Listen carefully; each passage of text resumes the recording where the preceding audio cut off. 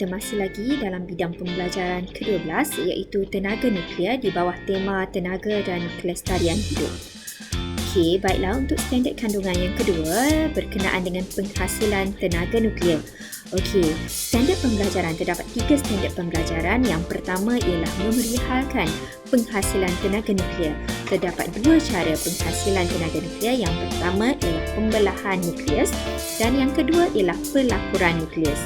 Berikutnya, standard pembelajaran yang kedua memerihalkan pencanaan tenaga elektrik daripada tenaga nuklear. Dan yang ketiga adalah mewajarkan penggunaan tenaga nuklear bagi negara-negara yang menggunakannya. Baiklah, kita mulakan dengan standard pembelajaran yang pertama ialah menentukan atau memerihalkan bagaimanakah tenaga nuklear dihasilkan. Okey, tenaga nuklear dapat dihasilkan melalui 2 cara. Yang pertama ialah pembelahan nukleus. Perkataan pembelahan merujuk kepada daripada 1 menjadi 2. Seterusnya, pelakuran adalah dari keadaan daripada 2 menjadi 1. Okey, so penghasilan tenaga nuklear dapat dihasilkan melalui 2 cara, pembelahan nukleus dan juga pelakuran nukleus. Baiklah, kita lihat proses pembelahan nukleus yang pertama. Okey, dalam proses pembelahan nukleus yang berlaku ialah proses pemecahan satu nukleus radioaktif yang berat kepada 2 atau lebih nukleus yang lebih ringan dan lebih stabil disertai dengan pembebasan tenaga. Apakah yang dimaksudkannya? Okey, menunjukkan bahawa proses pembelahan nukleus berlaku apabila satu nukleus radioaktif yang berat terbelah 2 kepada 2 atau lebih nukleus yang lebih ringan dan juga lebih stabil disertai dengan pembebasan tenaga. Di sini, kenapakah proses pemecahan ini boleh berlaku? Disebabkan oleh satu neutron membedia satu nukleus radioaktif yang berat seperti uranium-235 menyebabkan ia terbelah 2. Okey, seterusnya kita lihat pula bagaimana proses pelakuran nukleus. Kalau tadi proses pembelahan nukleus ialah apabila satu terbelah menjadi 2 dan membebaskan tenaga nuklear, pelakuran nukleus adalah sebaliknya, di mana apabila proses percantuman atau penggabungan daripada 2 nukleus bergabung membentuk satu nukleus yang lebih berat disertai dengan pembebasan tenaga. Okey. Di sini, proses ini berlaku pada suhu yang sangat tinggi dan melalui proses pelakuran nukleus dikatakan bahawa membebaskan tenaga nuklear yang lebih banyak berbanding dengan pembelahan nukleus. Seterusnya, kita pergi kepada bahagian yang kedua iaitu penjanaan tenaga elektrik daripada tenaga nuklear. Bagaimana tenaga elektrik dihasilkan? Okey, kegunaan utama tenaga nuklear adalah untuk menghasilkan tenaga elektrik.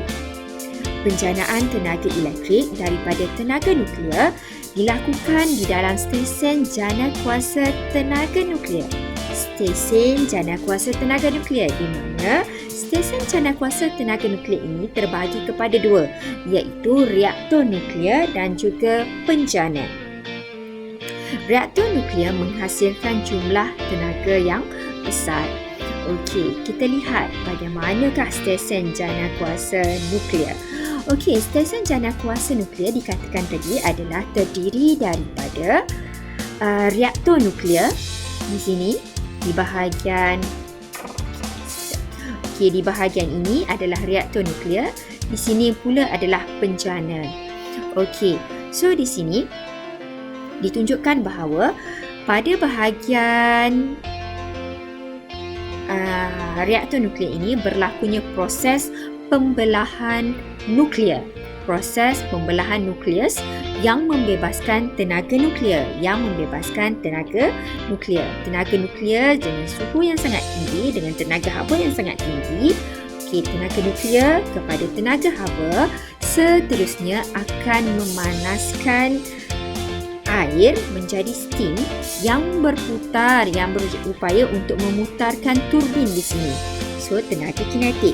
Menghasilkan tenaga kinetik, dan tenaga kinetik atau turbin yang berputar tadi akan seterusnya disalirkan. Tenaga kinetik tadi dialirkan ke bahagian penjana elektrik untuk menghasilkan tenaga elektrik. So, di situ kita perhatikan bahawa berlakunya perubahan tenaga bermula daripada tenaga nuklear, tenaga haba, seterusnya tenaga kinetik, tenaga elektrik. Okey, begitulah proses bagaimana tenaga nuklear ditukarkan menjadi tenaga elektrik. Okey, kita lihat bagaimanakah perkembangan tenaga nuklear di Malaysia. Okey, Malaysia memiliki sebuah reaktor nuklear berkuasa 1 megawatt milik Agensi Nuklear Malaysia.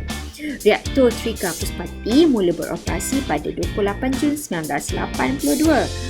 RTP ini merupakan jenis kolam yang direka bentuk supaya eksperimen boleh dijalankan di bahagian teras reaktor tersebut. Walau bagaimanapun, reaktor ini hanya untuk tujuan latihan, penyelidikan dan juga penghasilan radioisotop sahaja. Malaysia perlu membina sebuah reaktor nuklear yang mampu menghasilkan 1000 megawatt jika mahu menjalankan penjanaan elektrik bersumberkan tenaga nuklear. Okey, seterusnya kita lihat pula ialah penggunaan tenaga nuklear bagi negara-negara yang menggunakannya. Okey, so di sini kita perhatikan bahawa banyak negara yang menggunakan tenaga nuklear. So, kita akan lihat apakah faktor-faktor yang membawa kepada penggunaan tenaga nuklear oleh negara-negara ini. Okey, yang pertama adalah kurangnya sumber tenaga lain. Contohnya, kebanyakan negara yang menggunakan tenaga nuklear kurang sumber tenaga lain seperti arang batu dan juga petroleum. Kos juga amat tinggi sekiranya mereka ingin mengimport sumber-sumber tenaga ini daripada negara lain. Maka pilihan yang ada ialah mereka menggunakan sumber tenaga nuklear sebagai sumber alternatif mereka. Okey, seterusnya kita lihat yang kedua ialah keluasan negara yang besar serta kepadatan penduduk yang tinggi. Apakah maksudnya? Contohnya kita lihat di negara China. Negara China adalah sebuah negara yang besar dengan kepadatan penduduk yang tinggi. Jadi, memerlukan kuasa dan tenaga yang lebih besar. Tenaga nuklear mampu untuk membekalkan kuasa dengan tenaga yang lebih besar dan juga efisien untuk seluruh penduduk dan negara mereka yang besar tersebut. Okey, seterusnya faktor yang keempat adalah sebagai sumber pendapatan negara. Kita lihat sebuah negara di Slovakia mempunyai reaktor nuklear yang mampu menghasilkan tenaga elektrik yang melebihi keperluan negaranya. Maka apa yang dilakukan ialah untuk mendapatkan sumber pendapatan negara, mereka membekalkan tenaga elektrik ini kepada negara-negara jiran dan mampu mendapat keuntungan yang lumayan. Okey, seterusnya faktor yang keempat ialah teknologi yang canggih. Negara-negara yang menggunakan teknologi nuklear atau tenaga nuklear ini akan sentiasa melakukan kajian dan pembangunan bagi mengkaji penggunaan mereka. So, hasilnya mereka telah berjaya untuk memiliki teknologi yang lebih canggih ke hadapan serta mampu mengurangkan risiko-risiko yang berlaku kepada reaktor nuklear. Contohnya seperti pembinaan makmal nasional Argonne yang dimiliki oleh Amerika Syarikat. Okey. Jadi di situ kita lihat sepanjang daripada tempoh tadi, kita melihat bahawa terdapat 3 objektif yang kita perlu kuasai adalah kita perlu tahu bagaimanakah tenaga nuklear dihasilkan.